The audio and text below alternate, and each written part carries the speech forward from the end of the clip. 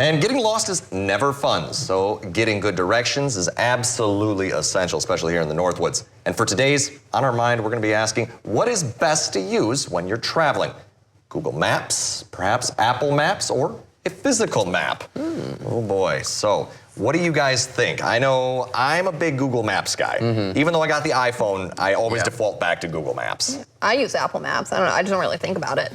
Yeah, same. I mean, I've obviously used the physical map before, 10, 15 years ago. I mean, that was a thing. You probably remember that, well, Michael, it's always good because you never know when the cell service is going to die or anything like that. If you got to know how to read a map, and if you have a compass, it's always good to have that as well. Yeah, that's exactly one of the skills they really emphasize in the Army because, you could get lost just like that. Even if you're in a different country, you could have the best technology, but a recalculation and, things could go south real quick. So, but yeah, I mean, I remember a physical map was I would say, very beneficial back in the days. Now, maybe not as much. You don't just keep one in your glove box? No, not anymore. It would be a good backup, I would say, but you can't really use it while you're driving and stuff. Exactly. You have to have someone else there who could direct you with the physical map. Exactly, Jackie. What they do now, though, maps-wise, I don't know if you guys know this, is you could download the maps on your Wi-Fi. Yeah. And then if you're going up to the UP, which I do sometimes, and there's no service, it's already downloaded. So even though it says SOS, so no service, I still have those maps showing me where to go. See, that's a good idea. Sometimes when I'm going into these places without the service, like up in the UP, I can get there because I started when I have Wi-Fi or service.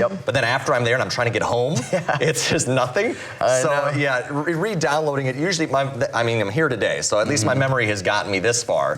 But it's I should be downloading those ahead of time. Yeah, and it takes like a couple minutes, it doesn't take long at all, so. That is true, but Apple Maps has always been tricky with me. I've always had trouble with it, not in the rural areas typically, but in the cities. When I'm trying to get to a place like a restaurant or like a venue or something, like in downtown Minneapolis, I had problems because the buildings, I think it messed with the signals or something. So I couldn't, it would never find where I'm at. It couldn't find me. And there's just so many people using the internet, people just walking around on their phones nowadays, internet everywhere, so. But yeah, for myself, I mean, Google Maps and Apple Maps, those are probably my top two for sure.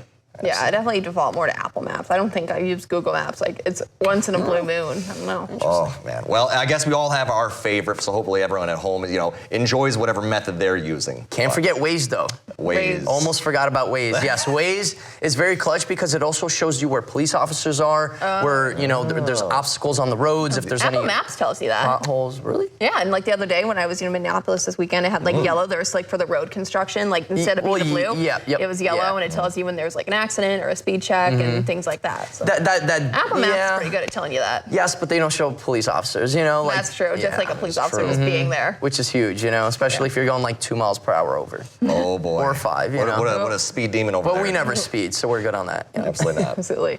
But coming up, learn about a concert happening tonight at Art Start. But first, of course, Howard is in that Mr. Food Test kitchen with a recipe for secret ingredient iced tea.